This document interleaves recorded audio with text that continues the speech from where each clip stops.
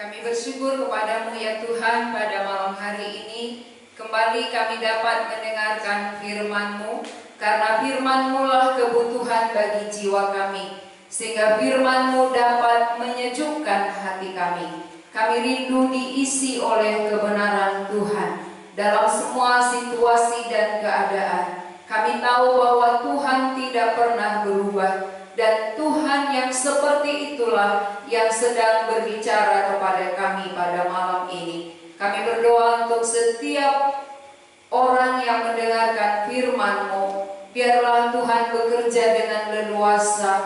Dengan pekerjaan Roh Kudus kami mendapat berkat yang baru. Pakailah hamba-Mu yang terbatas untuk menyampaikan isi hati-Mu. Terima kasih Tuhan, di dalam nama Tuhan Yesus kami berdoa. Amin. Mari kita sama-sama membaca dari Lukas pasal 8. Injil Lukas pasal 8 ayat 22 sampai 25. Lukas pasal 8 ayat 22 sampai 25. Kita akan baca dalam bentuk responsoria. Angin ribut diredakan. Pada suatu hari, Yesus naik ke dalam perahu bersama-sama dengan murid-muridnya, dan Ia berkata kepada mereka, "Marilah kita bertolak ke seberang danau." Lalu bertolaklah mereka.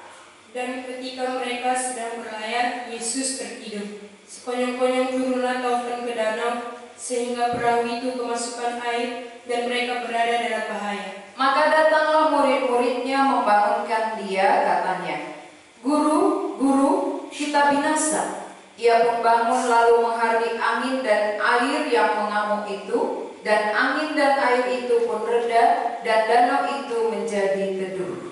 Lalu katanya kepada mereka, "Di manakah kepercayaanmu?" Maka takutlah mereka dan heran. Lalu berkata seorang kepada yang lain, "Siapa gerangan orang ini, sehingga ia memberi perintah kepada angin dan air, dan mereka taat kepadanya?"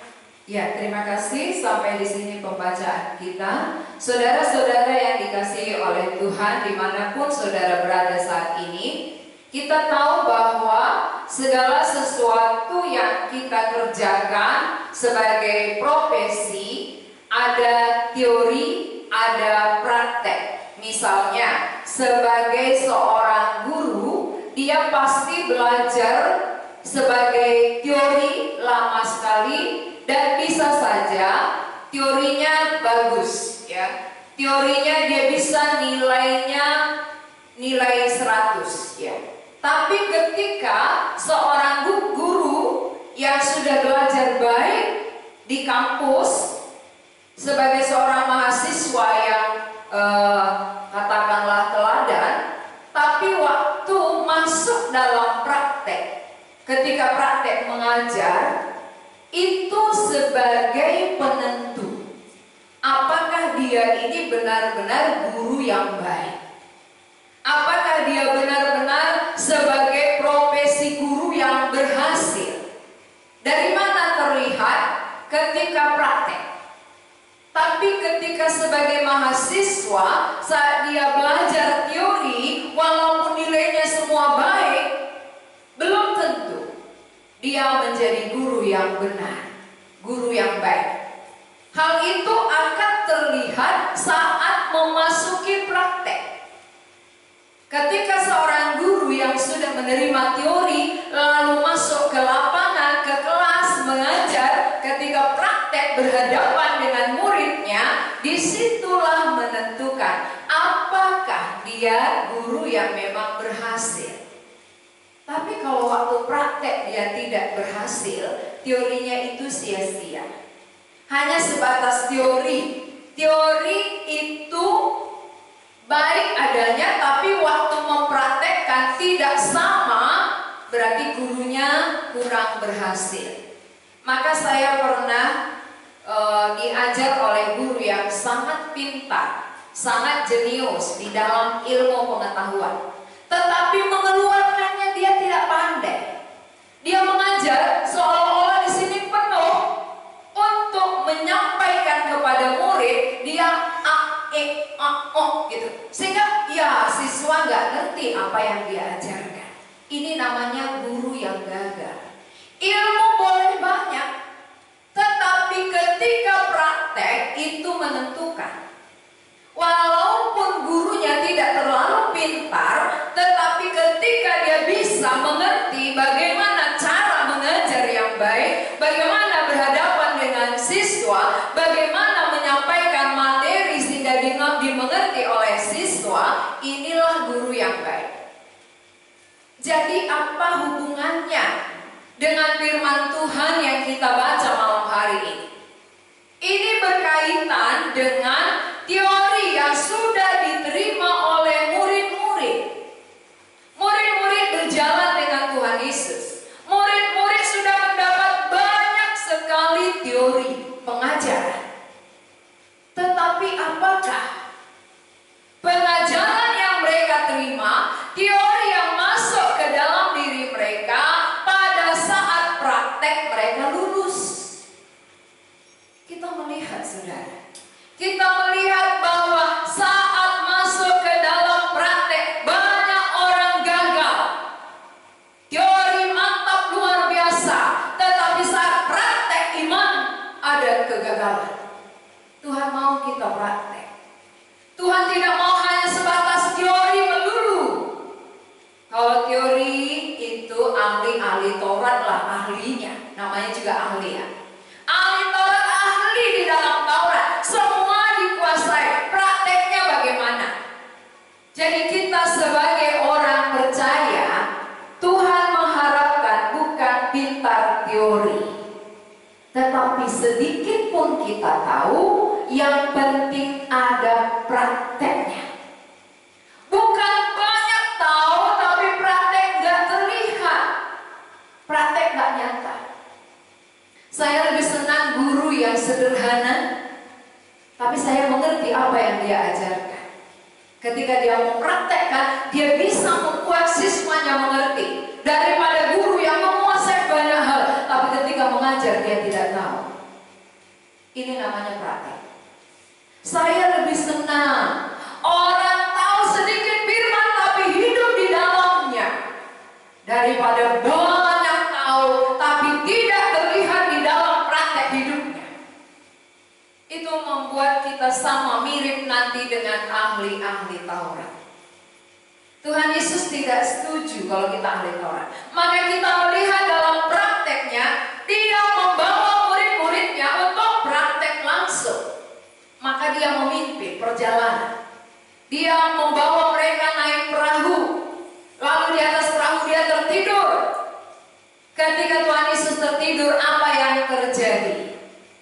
Terjadi angin ribut. Perahu mereka hampir tenggelam. Mereka ada dalam bahaya.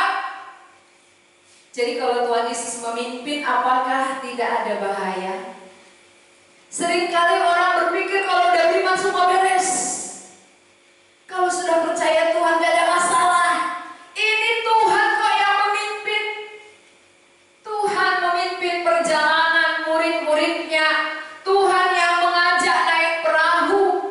Dan Tuhan yang duluan. Berarti adapun Tuhan di tengah-tengah mereka, tidak berarti masalah jauh. Adapun Tuhan memimpin perjalanan mereka, Tuhan izinkan ada masalah.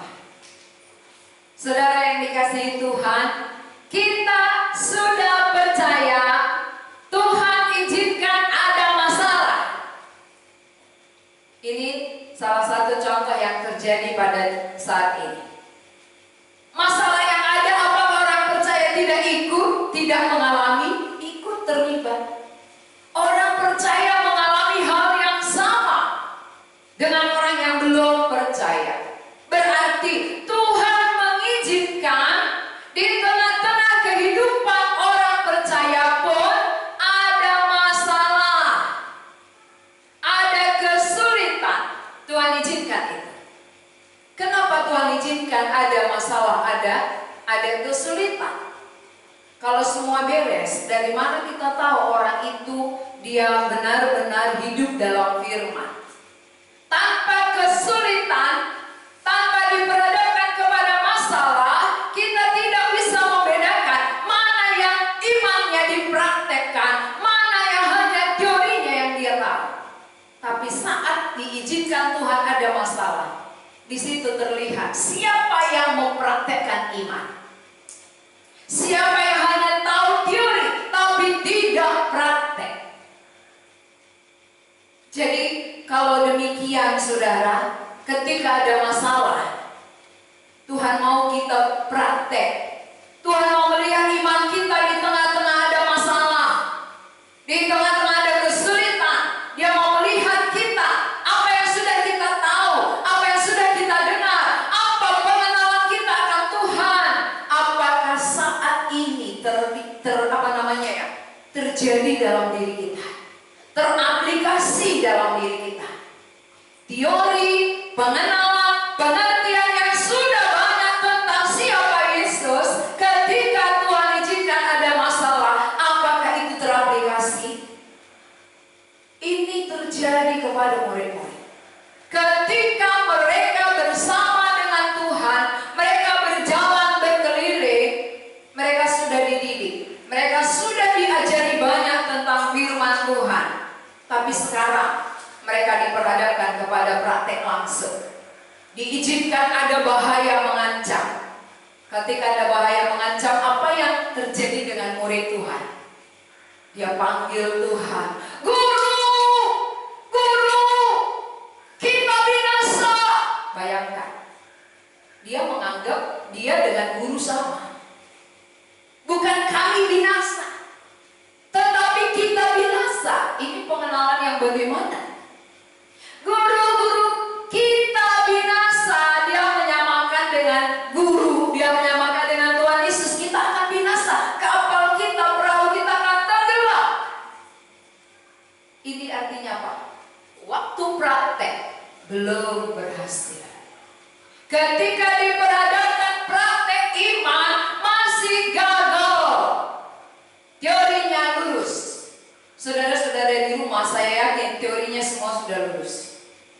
Tapi saat masuk praktek, luluskah kita? Sekolah teologi pun kalau dia nggak praktek nggak bisa diwisuda. Itu artinya praktek sangat penting. Ya, guru yang akan menjadi pegawai negeri yang mengajar di sekolah-sekolah harus lewat praktek baru bisa diwisuda.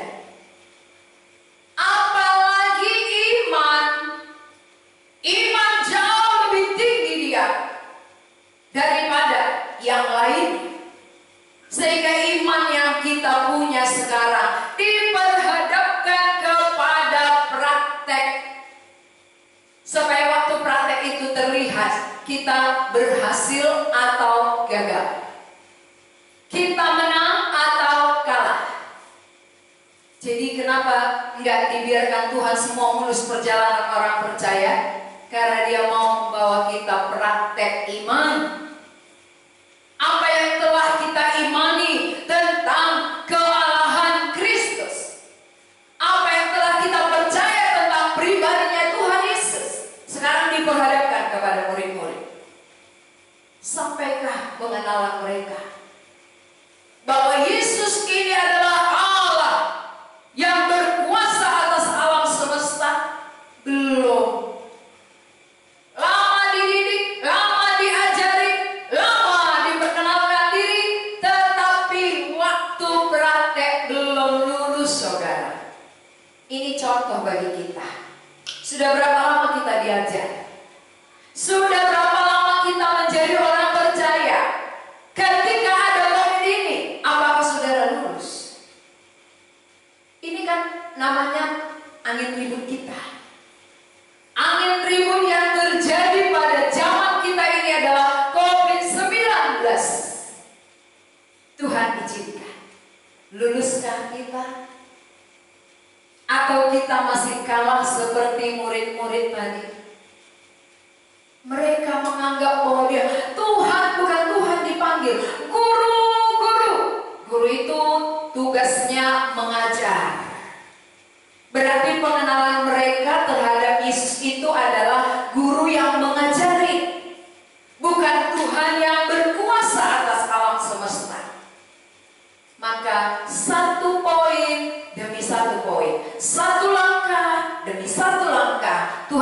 sabar mendidik mereka. Tuhan Yesus sabar mendidik kita sampai hari ini, di mana kita belum lulus. Harus sampai kita lulus. Bidang mana kita masih gagal. Pengenalan kita akan Yesus lalu dipraktekkan. Itu luluskah? Kalau lebih banyak teorinya daripada prakteknya, itu gagal. Harus sama dia. Sama banyak yang kita tahu dengan sama yang kita lakukan, ini baru berhasil. Tapi banyak tahu, pintar lagi mengkritik, namun tidak lulus praktek, gagal namanya. Kan orang-orang ahli Taurat itu, ahli Farisi, kan pintar mengkritik Tuhan Yesus. Tetapi bagaimana dalam kehidupan mereka? Mereka gagal. Mereka tidak hidup di dalam apa yang Tuhan katakan. Jadi saudara-saudara, murid-murid sendiri pun belum berhasil. Maka Tuhan terus sabar, mendidik, mengajari tiap-tiap hari bersama mereka, membawa mereka dalam semua pelayanan yang ada. Tujuan Tuhan supaya pengenalan murid-murid ini jelas akan siapa Tuhan. Akhirnya, sesudah Tuhan Yesus bangun, dia harbik angin ribut itu, lalu angin dan badai itu berhenti. Semua reda, tenang. Kenapa? Karena Tuhan berkuasa atas alam semesta. Dia berkuasa atas dunia ini. Berarti kalau begitu, bisakah dia redakan, "Hai COVID, berhenti"? Bisa. Dia bisa lakukan kalau dia mau. Tapi kalau dia belum mau lakukan, gak bisa kita paksa. Karena ada rencana Tuhan. Ada dalam pikiran Tuhan yang mungkin kita tidak bisa jangkau. Apa yang ada dalam pikiran, rencana Allah? Bagian kita mengerti alam semesta kita, di darat, di laut, di udara, adalah kuasa Allah. Allah yang berkuasa, Allah berotoritas. Semua tunduk kepada Dia. Tidak ada yang tidak tunduk. Angin badai pun taat kepadanya. Sehingga waktu dia suruh semua badai berhenti, teduh, tenang, murid-murid menjadi ketakutan. Kenapa mereka ketakutan? Karena mereka belum menyadari. Mereka berjalan bersama Allah yang berkuasa. Sehingga waktu Tuhan Yesus menyatakan dirinya bahwa dia berkuasa atas laut sekalipun, mereka ketakutan. Saudara-saudara, dalam semua masalah yang Tuhan izinkan kita hadapi, Allah mau mendidik kita, Allah mau membawa kita supaya pengenalan kita akan Dia semakin dalam. Dan lewat pengenalan makin dalam, maka kita bisa praktek iman. Kalau murid-murid tadi mengenal, oh Yesus kok yang berkuasa di laut ini, Dia mau berkuasa atas air, angin, badai sekalipun, sehingga mereka bisa tenang. Tapi karena belum sampai pengenalan mereka bahwa Yesus adalah Allah yang berkuasa atas alam semesta, sehingga mereka ketakutan. Adakah saudara sampai saat ini ketakutan menghadapi situasi yang ada? Takut bertemu orang, takut ngomong dengan siapapun, menyendiri, takut kena virus, takut luar biasa, takut mati, padahal udah percaya. Berarti tidak praktek. Kalau sudah percaya, berarti Tuhan menghadapkan kita ke dalam praktek saat ini. Luluskah kita? Apa bedanya kita yang percaya dengan tidak kalau kita nggak mempraktekkan iman kita? Justru dalam kesulitanlah waktunya praktek. Kalau guru nggak pernah berhadapan dengan murid, lalu dia bilang saya pintar mengajar, kan nggak terbukti. Saat berhadapan dengan murid, dia nggak berani melihat wajah murid pun, itu bukan berhasil namanya. Seberapa banyak pun ilmunya, dia tidak bisa tuangkan. Ya, seberapa banyak pun kita tahu firman Tuhan, tapi ketika ada kesulitan, ada angin ribut di dalam kehidupan kita, kita gagal, berarti kita masih sama dengan murid-murid. Pengenalan kita akan Yesus itu belum dalam, masih dangkal. Pengenalan kita mungkin sebatas yang kita perlukan terjadi, yang kita doakan terjadi, yang kita harapkan jadi, barulah kita katakan puji Tuhan. Tapi waktu ada masalah dan kesulitan, kita nggak bisa melihat ada Tuhan di dalamnya. Di tengah-tengah angin ribut ada Tuhan. Tuhan memimpin perjalanan mereka. Tuhan membawa murid-murid dan Tuhan mengizinkan ada angin ribut. Supaya lewat itu dia melihat sejauh mana murid-murid ini mempraktekkan iman mereka. Sejauh mana mereka mengenal bahwa dia adalah Tuhan yang berkuasa atas alam semesta ini. Saudara-saudara, kenapa Tuhan izinkan ada masalah yang kita hadapi? Tentu bisa Tuhan hindari ya. Ini anakku jangan ada masalahnya, semua persoalan jauh dari dia. Kan bisa. Tapi mengapa orang yang dia kasihi pun, orang-orang percaya pun diizinkannya ada angin ributnya? Mungkin saat ini pun saudara punya angin ribut. Angin ribut bukan di laut ya. Angin ribut itu artinya sama dengan masalah persoalan. Persoalan kita tentu masing-masing berbeda. Persoalan yang kita hadapi saat ini pasti berbeda satu dengan yang lain. Ada mungkin persoalan ekonomi, ada persoalan sakit penyakit, ada persoalan rumah tangga, ada persoalan pandemi persoalan. Itu yang dikatakan angin ribut. Lalu adakah Tuhan di tengah-tengah kehidupan kita saat dia mengizinkan angin ribut? Ada. Tuhan ada di tengah-tengah kita. Dan Tuhan izinkan itu terjadi supaya melihat kita. Apakah dengan angin ribut ini kita semakin mengenal Tuhan yang berkuasa di dalam hidup kita? Pengenalan kita akan dia semakin diperdalam. Lewat sakit penyakit yang Tuhan izinkan kita alami, apakah kita menyadari Tuhan berkuasa? Atau ketika kita sehat saja baru kita katakan, Engkau Allah kami yang berkuasa. Ketika ekonomi beres saja baru kita melihat Tuhan berkuasa. Tapi saat sekarang krisis ekonomi, waktu krisis ekonomi apakah Tuhan gak berkuasa? Dia berkuasa dalam semua situasi dan keadaan yang diizinkannya kita alami, saudara. Jadi dia mau melihat iman kita sejauh mana. Dengan ada masalah bisa terlihat iman seseorang. Kalau semua beres gak terlihat, semuanya puji Tuhan, haleluya ya. Tapi waktu ada masalah masih adakah puji Tuhan? Atau menyalahkan Tuhan? Kenapa Tuhan? Mengapa Tuhan? Kok begini Tuhan? Kok seperti ini Tuhan?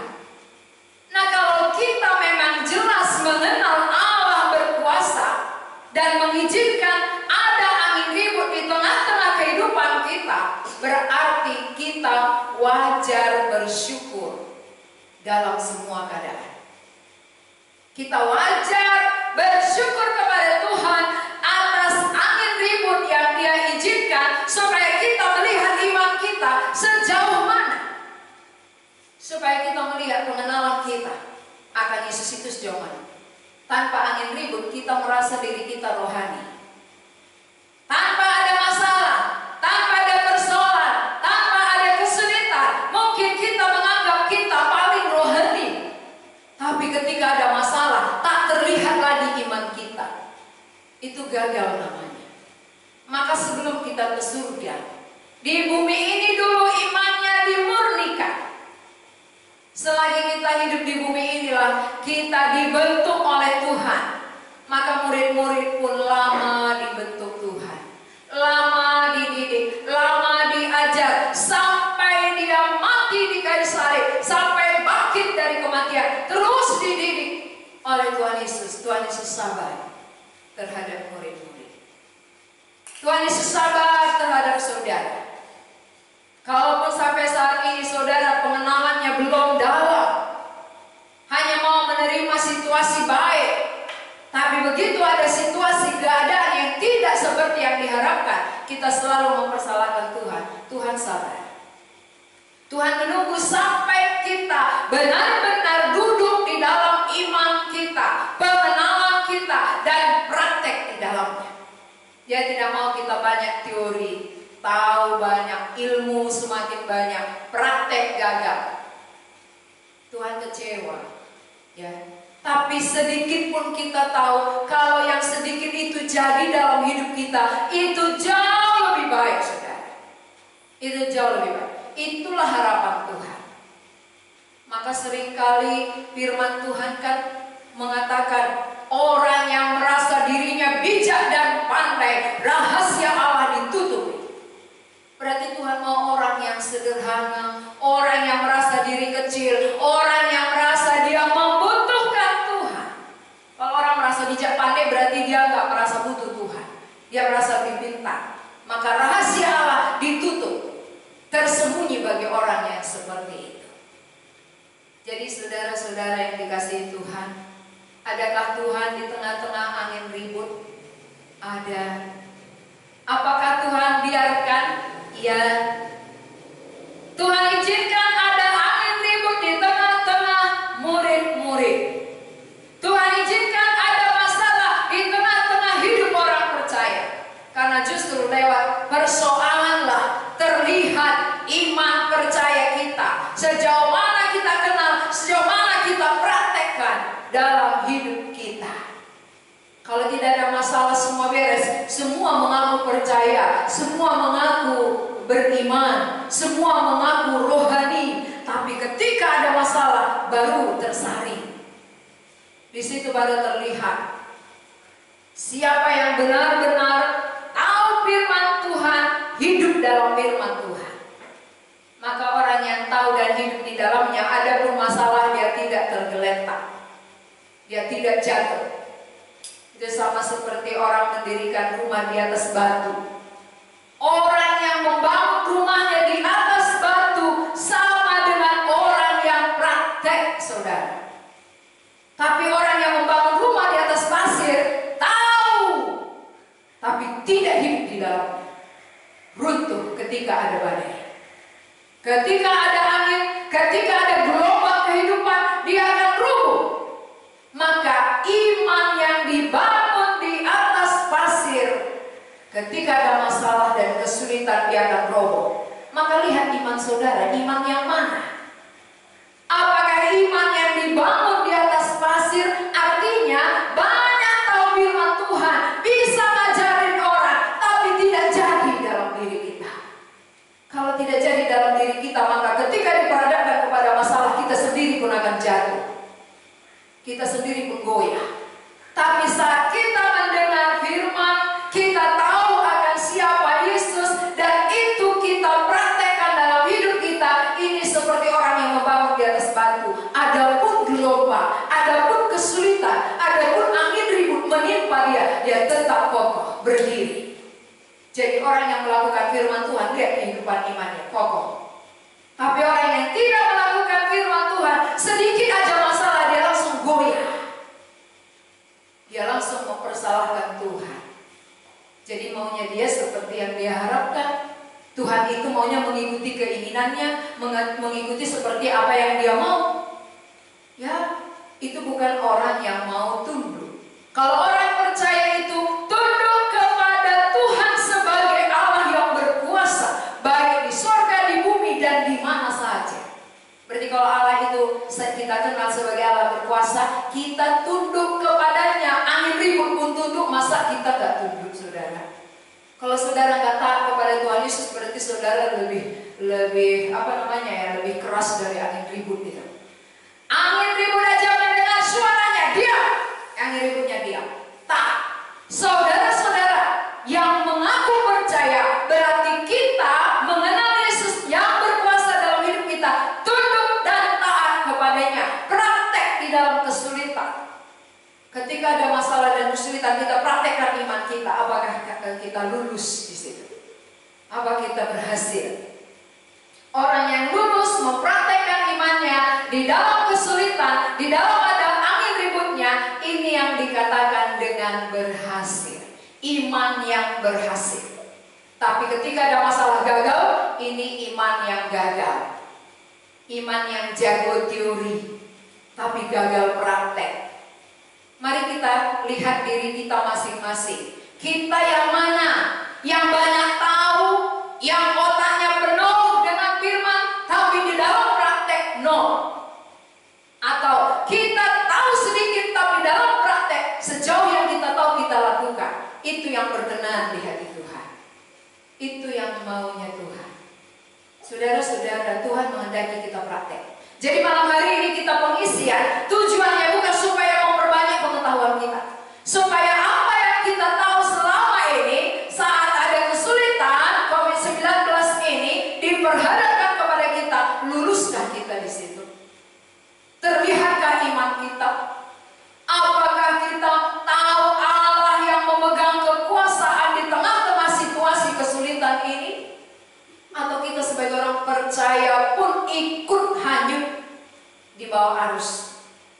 Seharusnya kita yang tegak berdiri, menegakkan orang yang tadinya hanyut dengan persoalan. Ini namanya praktik, saudara-saudara. Jadi bagian kita yang sudah percaya kepada Tuhan Yesus, mempraktekkan sejauh mana yang kita tahu tentang firman, sejauh mana yang kita kenal tentang Tuhan Yesus, sejauh itu kita praktekkan.